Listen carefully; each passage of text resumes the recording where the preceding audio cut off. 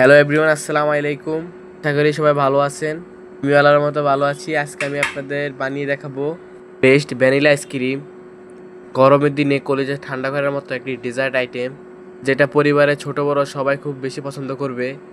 এই আইসক্রিমটা তৈরি করে আপনারা বিভিন্ন ধরনের ডেজার্টের সঙ্গে পরিবেশন করতে পারবেন, যেমন ফালুদার ডেজার্ট, সাবুদানার ডেজার্ট, টিরের ডেজার্ট অথবা কোল্ড কফির সাথেও আপনারা পরিবেশন করতে পারেন। পরিবারের সবাই ভীষণ পছন্দ করবে। আশা করি ভালো লাগবে। ভালো লাগলে লাইক কমেন্ট শেয়ার করতে ভুলবেন না। এর জন্য লাগবে তরল দুধ। এখানে আমি 1 কেজি দুধকে জাল করে কমিয়ে আধা কেজি করে নিয়েছি। এবার আমি এখানে দিয়ে দিচ্ছি 1 চা চামচ পরিমাণ কর্নফ্লাওয়ার। এবার দিয়ে দিচ্ছি পরিমাণ মতো চিনি। চিনিটা আপনাদের স্বাদ অনুযায়ী ব্যবহার করবেন। আমি এখানে আধা কাপ পরিমাণ চিনি ব্যবহার করেছি এবং সাথে দিয়ে দিচ্ছি 2 টেবিল চামচ পরিমাণ গুঁড়ো দুধ।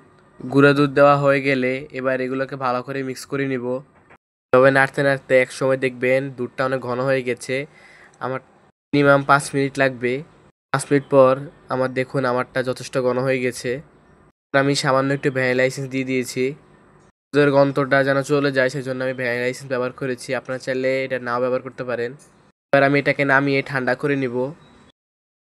দেখুন আমার ঘনত্বটা, আমি আপনাদের ঘনত্বটা দেখিয়ে দিচ্ছি কেমন হয়েছে। এবার আমি এই মালাইটাকে একটা বাটিতে ঢেলে সাইড করে রেখে দিব। আইসক্রিম বানানোর জন্য লাগবে ক্রিম। তো দুধটা ঠান্ডা হতে হতে আমি এখানে ক্রিমটা বিট করে নিচ্ছি। আইসক্রিমটা ক্রিম দিয়ে তৈরি করলে আইসক্রিমের মধ্যে কোনো ধরনের বরফ জমবে না। স্মুথ আইসক্রিম তৈরি করে নিতে পারবেন। কেকের জন্য যে ক্রিমটা ব্যবহার করি এটাই সেই ক্রিমটাই। আমার ক্রিমটা হয়ে গিয়েছে আর এর পাকে আমার মালাইটাও ঠান্ডা হয়ে গেছে। আমি ক্রিমের মধ্যে মালাইটা ঢেলে দিব। ঢেলে দেওয়া হয়ে গেলে বিটারের সাহায্যে ক্রিমের সঙ্গে মালাইটা ভালো করে মিক্স করে নিব। 2 মিনিটের মতন ভালো মতন বিট করে নিলেই ক্রিমটা আর মালাইটা একদম ভালো মতন মিশে যাবে এবং স্মুথ একটা ডো তৈরি হয়ে যাবে। আমি যে সকল টিপস ভিডিওতে বলেছি এই সকল টিপসগুলো আপনারা ব্যবহার করবেন, তাহলে দেখবেন একটা স্মুথ সুন্দর পারফেক্ট একটা আইসক্রিম তৈরি করে নিতে পারবেন আপনারা। এবার আমি সার্ভিং বাটিতে বা যে পাত্রে আপনারা আইসক্রিমটাকে জমাবেন সেই পাত্রে ডোটা ঢেলে দিতে হবে। তারপর ডিপ ফ্রিজে রেখে দিবেন। ওকে 24 ঘন্টা রাখবেন, তারপর করবেন। দেখার সৌন্দর্যের জন্য আমি উপর দিয়ে কিছু কাঠবাদাম কুচি, কিশমিশ, টুটি ফুটি ছড়িয়ে দিচ্ছি। বাট আপনি চাইলে এগুলো ছাড়াও আইসক্রিমটাকে জমিয়ে নিতে পারেন। এগুলো দিয়ে যে ডেকোরেশন করতে হবে এমন কোনো কথা নেই। 24 ঘন্টা পর আমি আবার আইসক্রিমটাকে ফ্রিজ থেকে বের করে নিয়ে এসেছি। এবার আমি আপনাদের পরিবেশন করে দেখাচ্ছি।